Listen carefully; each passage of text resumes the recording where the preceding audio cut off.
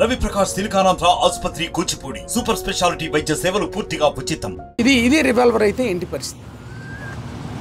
ఇదే రివాల్వర్ అయితే పరిస్థితి ఏంటి? ఇప్పుడు వాళ్ళు ఏం చెప్తున్నారు, పక్కనున్న మేడ మీద నుంచి చేసి ఉండొచ్చు అని చెప్తున్నారు, కిటికీలు తెరిచున్నాయని. మరి ప్రతి పేడ మీద మనం భద్రతా సిబ్బందిని పెట్టినప్పుడు కింద ఫ్లోర్లో విండోస్ ఎలా తెరుచుకుని ఉన్నాయి, అసలు దానికి యాక్సెస్ ఎలా వచ్చింది? ఈ దిశగా మనం ఖచ్చితంగా భద్రతాధికారులు దృష్టి సారించాలి. ఎందుకంటే యాత్ర మొదలైన దగ్గర నుంచి కూడా అన్ని బిల్డింగ్ల మీద కూడా భద్రతాధికారులు, సెక్యూరిటీ సిబ్బంది ఉన్నారు.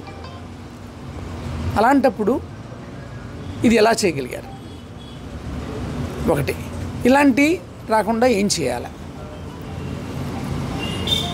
సీసీ కెమెరాలు కూడా ఎస్, ఇప్పుడు అది రికార్డ్ అయిన వాటి ఆధారంగానే మనం మాట్లాడుతున్నాం. పలానా చోట నుంచి వచ్చిందని మాట్లాడగలుగుతున్నాం. అదే నేను చెప్పేది, అదే ఇదే రివాల్వర్ అయితే ఏంటి పరిస్థితి? ఇదే రివాల్వర్ అయితే ఏంటి పరిస్థితి?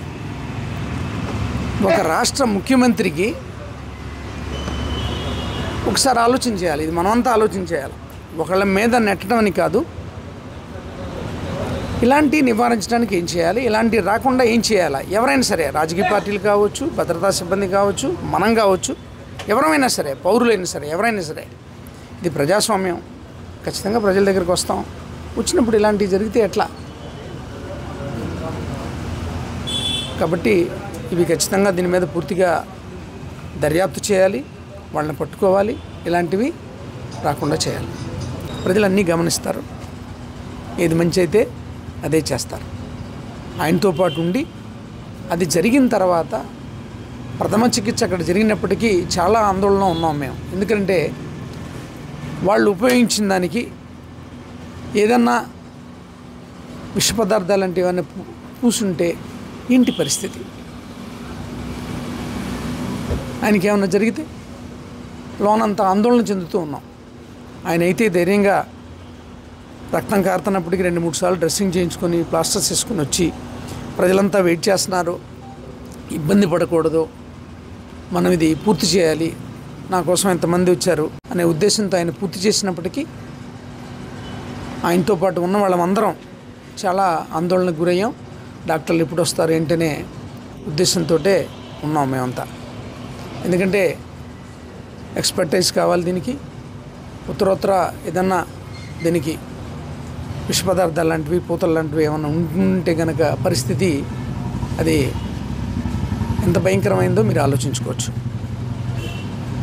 అదేవిధంగా పక్కన ఉన్నటువంటి వెల్లంపల్లి గారికి కన్నుపోయే పరిస్థితి, కంటి మీద ఉన్నటువంటి నల్లగుడ్డు మీద ఉండే పొర రాసుకుని వెళ్ళిపోవడం వల్ల పైన ఉన్న పొర అంతా దూకుపోయింది.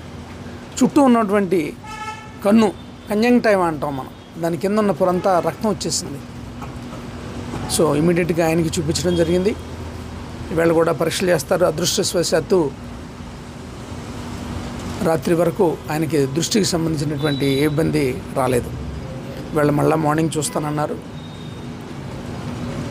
ఒక సహృద్భావ వాతావరణంలో రాజకీయాలు చేయాలి. మరిన్ని వీడియోస్ కోసం ఛానల్ ని సబ్స్క్రైబ్ చేయండి. లేటెస్ట్ అప్డేట్స్ కోసం వాట్సాప్ ఛానల్ ని ఫాలో చేయండి.